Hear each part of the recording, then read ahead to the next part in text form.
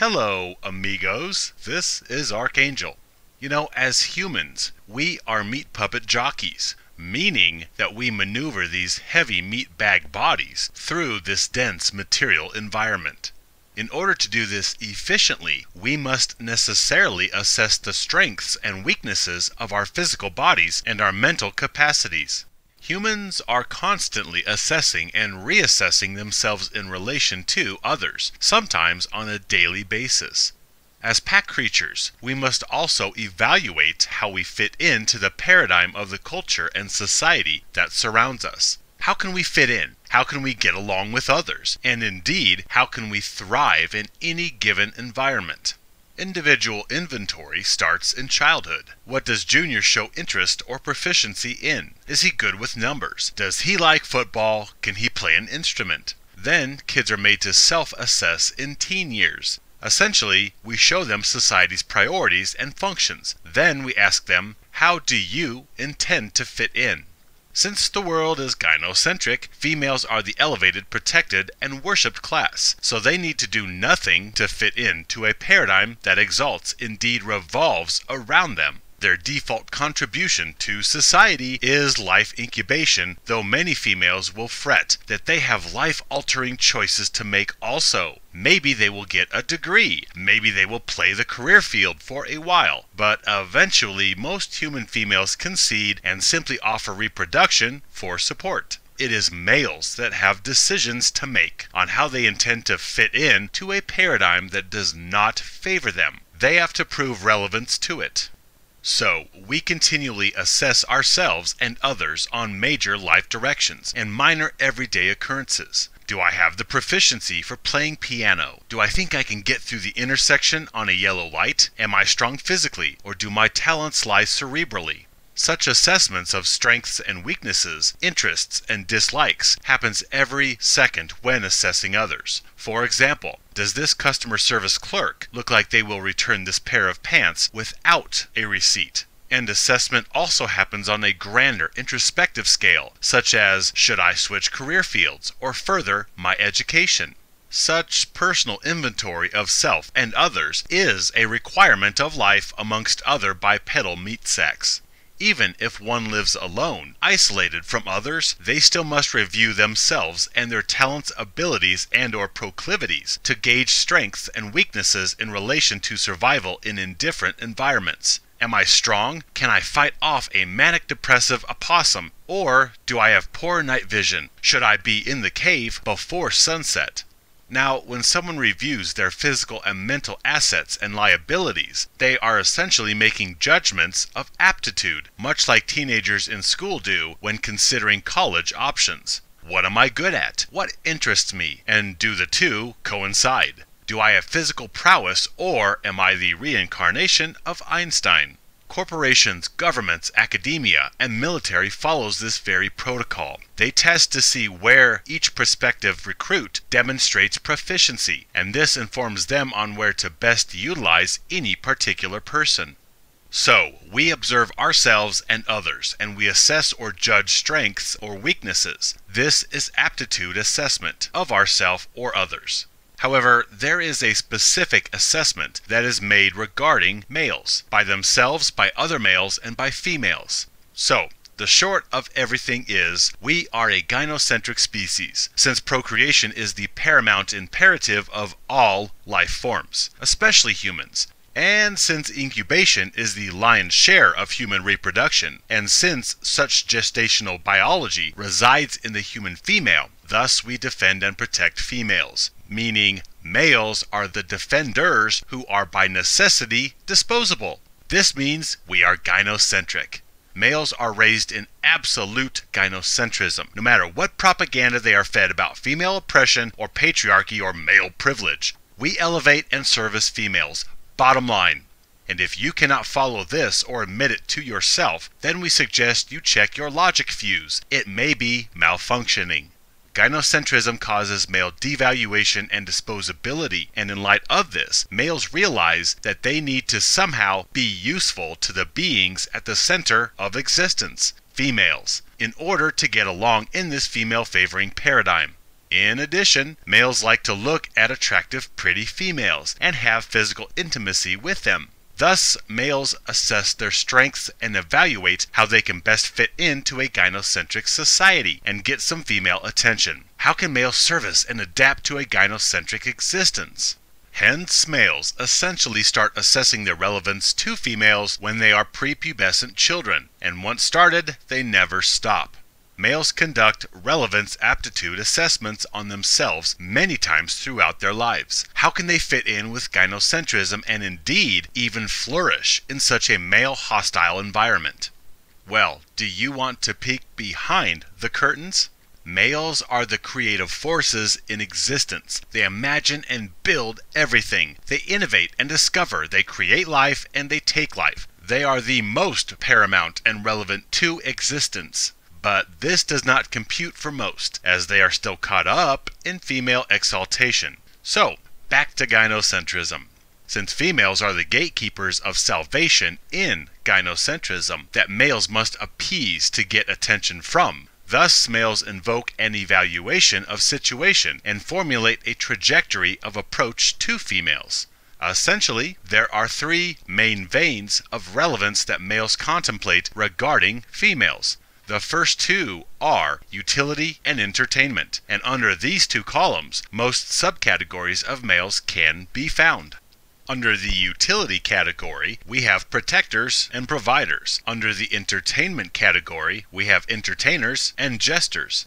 So a male is brainwashed with bonding chemicals to mom, who represents the feminine. Then, post-puberty, males are driven by hormones and instinctual longings to reproduce, and hence biological impetus engages, and males are further drawn to females. And during all of this, from cradle to grave, we have a culture that exalts females and demonizes males, and all of this brainwashes males to seek out females from a place of desperation because they are under duress, chemical, instinctual, social, and emotional. This makes males the solicitors, which places them at a disadvantage. Females have the power in any relationship, for they are the royalty that grants attention, and males are the solicitors that beg for it.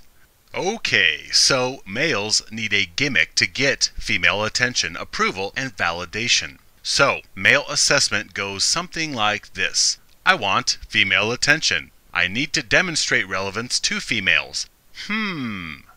A guy inventories himself during puberty, or his 20s, or 30s, or 40s, etc. And he thinks, I have big arms, or I have digital dexterity aptitude, or problem-solving skills. So in order to fit into society and get some much coveted female validation, I will perform physical chores, or utilize my bodily strength to accomplish physical feats for females in order to ingratiate myself to females. I can lift their heavy things, or change their flat tires, or build decks onto the house that they got from the ex, etc. I assess myself as physically strong. I can provide manual labor services to females.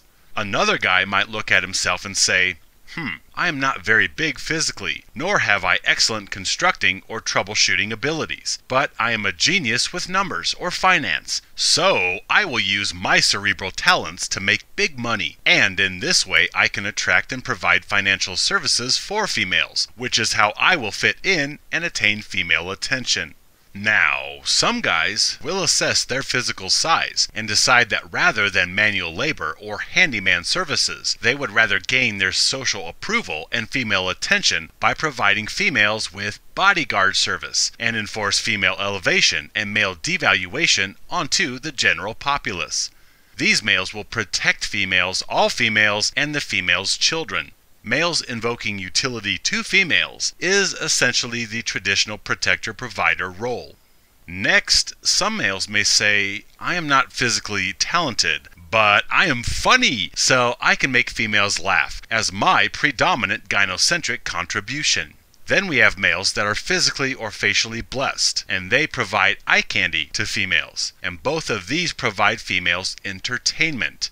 Both entertainment and utility are services that males use to demonstrate relevance to females sufficient to receive attention in return, which validates the male's existence. Now, the third category is a hybrid and uniquely reflects our increasing worship of females and male subjugation to them. It is support services. A male assesses that he is neither physically strong nor cerebrally talented, yet he has a seething addiction to female attention and validation. So he becomes a social herald for females and provides soft comfort and sympathy services to females. These are the friend-zoned males and the soft feminist males giving females emotional support as they allow females to vent emotional refuse onto them. So, male relevance aptitude assessment is males taking inventory of his physicality and assessing what talents or enticements he can utilize to demonstrate relevance to females, sufficient to receive validation from them, whether sexually or a good boy pat on the head. If a male assesses he has aptitude to build or construct or fix material items, then he assesses himself to have handyman strengths, which he can provide females. Many a blue-collar male and average everyday laborer resonate with this role of providing manual service as their contribution and lure to receive female attention. If a male decides that he is a mental star, he will often pursue this to make money in order to provide for females. Many a scientist, researcher, or business tycoon, such as a Zuckerberg or Gates, is drawn predominantly to the role of providing financial service to females as his form of contribution and lure to garner female attention.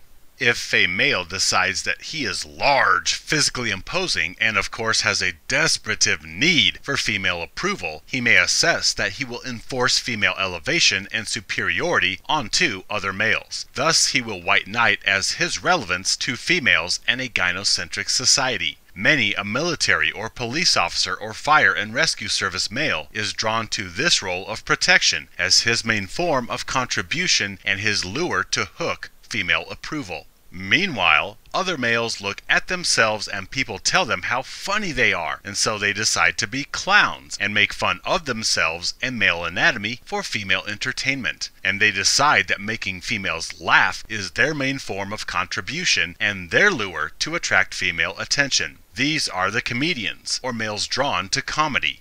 Other males decide that they can box or act or sing or rap, and they can use themselves as entertainment, a muse for female consumption, and they provide their female exalting songs or movies or their male abusing fighting as their contribution to a gynocentric society and their personal lure to attract female attention. These are the actors, musicians, and fighters, all manner of public entertainers. And these public entertainers especially must adhere to male devaluation if they hope to have any degree of success or longevity in a culture and industry that worships females.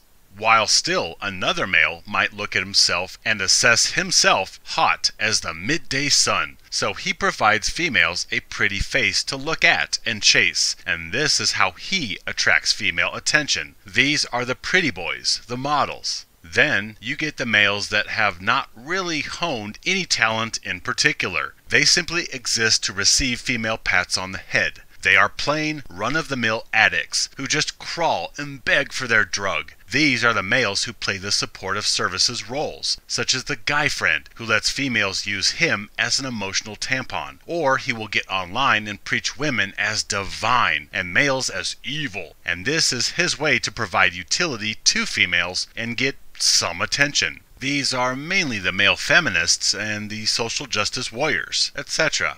Now, none of these are mutually exclusive. Some protectors are providers as well. Some providers are also clowns. Some white knights are also emotional tampons. Some bodyguards are also diaper bag carriers. Some social justice warriors are also handymen. Some good-looking males are also financial providers. Indeed, today's male, whenever called upon, will try to fulfill all shovel and doormat roles to receive females' attention and to prove relevance to gynocentrism. But males do, throughout the day and throughout their lives, assess their strengths and choose how they can best apply their talents to fit into a gynocentric environment in order to receive female validation.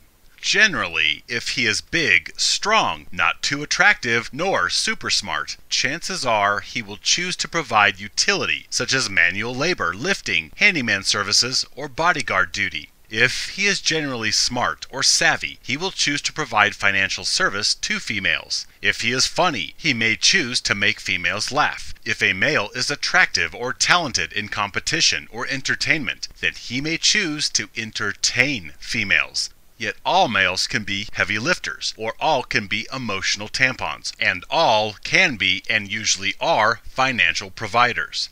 This is not an assessment that males are really conscious of. It's more of an automated, internal, even subconscious inventory to determine how they will fit in with a gynocentric environment and how they will attract female approval in order to receive validation. So, males want female attention and validation, and they assess themselves and their talents and abilities to determine how they will get it. Generally physically imposing males are found carrying females' heavy stuff or bodyguarding them. Smart nerds are generally found as the CEO of companies or high-paid scientists. Funny or good-looking or theatrical males can be found entertaining females, and crybaby mama's boys are usually providing the supportive friend role to females. Now, this assessment males make regarding their relevance to females can change throughout their lives. For example, a male out of high school may be a simp, providing supportive services to females. Then he discovers weights and gets physically larger and stronger. So then he modifies his approach and decides that he can be a protector and lift her luggage or be her bodyguard. Or perhaps a male provides handyman services fixing engines. Then he makes a career change or comes into some money, and now he can switch his primary vector to financial provider. Maybe a male was a mama's boy, then he finds a talent for singing or acting or comedy later on down the road, and this allows him to switch from supportive services to entertainment as his new primary lure to attract female attention and prove his relevance to a gynocentric society. Either way, males assess how they can best receive female attention. Males conduct relevance aptitude assessments. Now, essentially, all a male can provide a female is utility. The only reason females even entertain anonymous, non-familial males is for the services he provides her. So basically, the MRAA, Male Relevance Aptitude Assessment, is determining which avenue of utility will best utilize personal proficiencies. All male relevance to females and greater gynocentrism is in the form of utility, and utility breaks down to protector provider, entertainment, and supportive services. Supportive services such as the guy who acts like the girlfriend and is excited and super supportive about her stuff, her interests, her concerns, and comforts her like a girlfriend through her dating dramas, etc. You can basically quantify all males into one of these subgroups. Females also conduct male relevance aptitude assessments. When they see males, they judge how he might service them. Females are constantly sizing up males to judge immediate relevance to her. Can she use him? Does she need him for anything pressing? Might she utilize him in the future? Females assess male aptitudes in order to assess what any particular male might service her with. Oh, believe you me, females do assess male utility a gazillion times a day with every male she meets. If he is physically large, then he can lift her heavy stuff or defend her from harm. If he looks geeky, he is probably book smart, and he most likely has or will have money in the future. If he is attractive, he can provide her entertainment in the form of eye candy and arm candy to make other females jealous in public. If he is funny or talented, he may possibly be a clown for her musing. If he's a softy with a dad body, feigning masculinity with a beard, then he might make a good emotional rag to use and vent on. Females assess male relevance to them, as much if not more than males assessing their own relevance to females. There is another word for this: objectification. He is a protector, a provider, a clown, or an emotional Kleenex. Objectification means reducing someone to that of an object, and females absolutely reduce males to objects: handymen, builders, human wallets, bodyguards, human shields, ATM machines, lawnmowers, burping farting clowns, grocery carriers, ditch diggers, soldiers, whipping boys, and punching bags for all the propaganda of patriarchy and female oppression.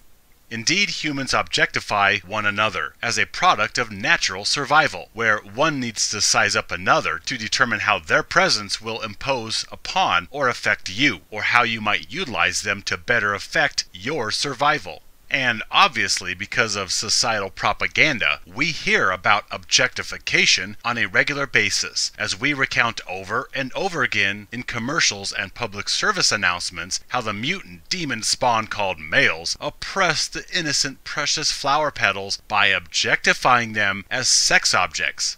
Perhaps in the earlier days of traditionalism, a few males did indeed objectify females as secretaries, sandwich makers, and vacuum pushers. However, now, males assess females as overlords, bosses, deities that we need prostrate ourselves before. Yet nobody addresses how we objectify males, nor do they address how we symbolize females as exalted goddesses. Meanwhile, we still assess males as raping, murdering, plundering, luggage carriers, door openers, bill payers, house builders, and life savers.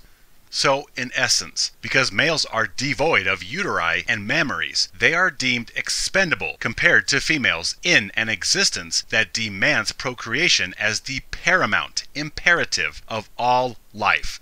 This gynocentrism is that which compels males to assess their strengths and proclivities to inventory how they might best service females, and gynocentrism.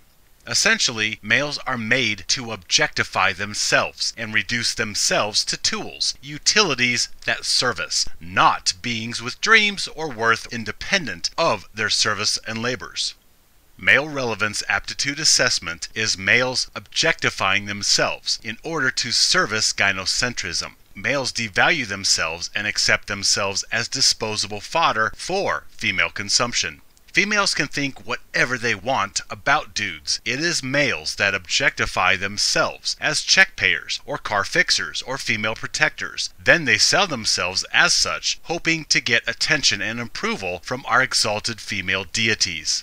Now, to be fair, females do indeed assess themselves, but not for the purposes of providing service to others, but rather for purposes of determining which avenue will they most easily compel male obligation. Females don't assess their strengths and weaknesses, thinking, how can I service or fit into a culture that revolves around me? She doesn't have to. Everything exists for her. But rather, she wants to get the most pampering, coddling, protecting, and material provision out of this life. Thus, females assess how they can most expeditiously and effectively manipulate the creative forces in life, males. Females have 3 tools of male manipulation to choose from: sex, fragility, or motherhood. If a female assesses herself as possessing physical beauty, then she will most likely tease and peddle sexuality to cause male subjugation. All the rest, the unattractive and overweight, well, they can peddle fragility to get males to defend them. And finally, of course, there is the trump card, motherhood. They can have a kid to get a free pass from males in life, or they can claim female privilege, which is motherhood potential, and thus she, possessing a uterus, needs to be protected. So, females assess which avenue they will use to acquire utility. Males assess which vector they will use to offer utility.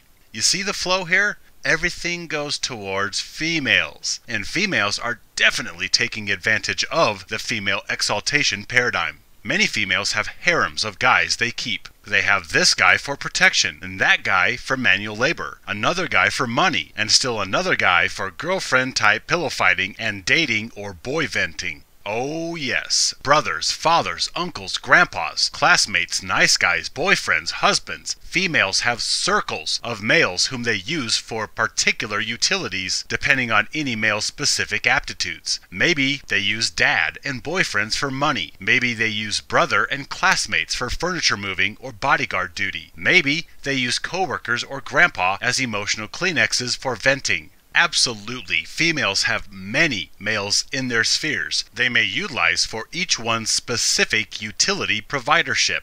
Even the unattractive, unsightly, or over-the-hill females have utility options from males. Mom and grandma can still use son or grandsons or spouses or anonymous males in public for protection or provision services.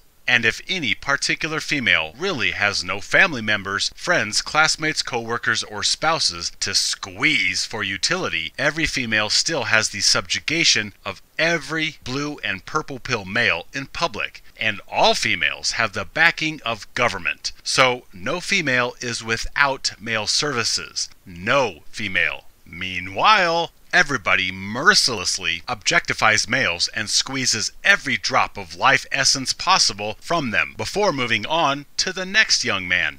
We abuse males without conscience, making them feel like lesser beings, making them feel disgusting about what they are, compelling them to loathe themselves and their brothers. We vilify, demonize, and outright slander males, and we make it clear that they are not loved, and the only affection they will receive is that which they purchase from females via protection and provision. Males, you are not loved. You have to buy affection and kind words, much like you buy gum at a convenience store. You are vile creatures that are not wanted. So, if you want to have a more comfortable existence, you need to fit in and do as you are told. Females are the be-all, end-all purpose of life. Now, how can you add value to this paradigm of female protection? In the face of all of that, is it any wonder that males assess and continually assess their aptitudes and strengths in order to determine how that is relevant to female exaltation? How can they apply their talents towards purchasing acceptance and affection? And so males inventory themselves to see what talents or abilities they might parlay into acceptance in a gynocentric society. Hence, for males, everything from childhood on is a continual cycle of filtering every decision, every action, every thought, with the goal of gaining female attention and attaining social acceptance, even success in a society that is based upon male mistreatment. That is a tall order for males, succeeding in an existence that thrives off their exploitation and sacrifice. So we get males that play submissive doormats and groveling shovels and irrational white knights, trying to get a crumb of a pie in an existence that despises them. This is blue and purple pill males going overboard with female exaltation and male demonization just so they might have it easier in life. They are simply trying to get a nut and survive within the gynocentric paradigm that we all have been thrust into. Guys are just trying to survive by adapting to environment, even if that environment exists by feasting off them. Oh well, maybe they can enjoy the time they do have here, with a few ice cream cones and female-assisted ejaculations. To hell with all the other guys. It's every man for himself, right? I don't blame males for trying to survive in a gynocentric environment. I blame them for submission to weakness. Weakness to stand against injustice. Weakness in the face of abuse and usury. Weakness to the point that males objectify themselves to assess how they can add value to a system that devalues them. The entire species objectifies males far more than a few chauvinistic males objectified females as sex objects or secretaries or dishwashers. Gentlemen, you are expendable in this life. So, if you want brief female attention and social acceptance, how do you intend to add value to gynocentrism? Will you be a protector-provider? Will you provide entertainment? Or will you simply provide support services to our exalted goddesses? Hence, males assess and continually assess how they may best contribute and fit in to this paradigm. So, yes, both sexes objectify the other as tools for survival. However, in today's climate, females objectify males in the negative, and males objectify females in the positive. Females can't help but objectify males. Every male they see as either an object of utility or an object of oppression. Females don't see male beings. They see inferior walking phalluses, whom they judge as either a tool for themselves to sequester labor, protection, or material assets from, or as a hostile that they need escape from. Yes, absolutely, females objectify males as raping, murdering, plundering objects that oppress females, with his testosterone, and his disgusting genitalia and ejaculations, and his offensive body odor, and his facial hair, and his instinctual misogyny and patriarchy. Females assess males in one of two ways: utility provider or combatant. Males are either female assistants or female oppressors, and females size up every male they see to determine which is which. Now, males, on the other hand, objectify females as objects of worship and validation, and as such they service, coddle, pamper, and exalt females. So both sexes are objectified by the other. The difference is that one sex's objectification results in rampant devaluation and epidemic mistreatment, while the objectification of the other sex results in elevation and servitude in order to receive the validation that they may or may not have been objectified for in the first place. Furthermore, part of assessing relevance aptitudes in males also involves assessing male rebellion quotients. Is he resistant to gynocentric mandates? If so, can he be reined back in to servitude? Or is he persona non grata and considered an enemy of the female-favoring state? Stay vigilant, citizenry. Do you see a big buff guy allowing some anonymous lady to struggle with groceries? Is there some wealthy guy that is not pumping millions of dollars into female shelters or female health issues? Is there a mechanic that drives on by a female with her hood up in the parking lot? These are males not using their proficiencies to service females, and thus they are combatants that we need to rein in or ostracize, shame, and force into female subjugation. Oh, yeah. There is a fourth category of male assessment. This category entails males of all stripes and backgrounds and abilities, with talents that span every vein of human endeavor. These males have been through the meat grinder, and one day they are again assessing themselves, only this time something clicks, and suddenly they say, "You know what? I am worth more than simple mistreatment and usury. I am a beautiful, invaluable being, and I will use my talents for my own ends." These are males that assess themselves as relevant to life without female service. These are the males that walk away from devaluation. You see, the most courageous males assess themselves as priceless and walk away from female glorification. My friends, do not assess yourself as a tool of utility for others. Assess yourself as a being of infinite worth and creativity. My friends, stand with me, live free.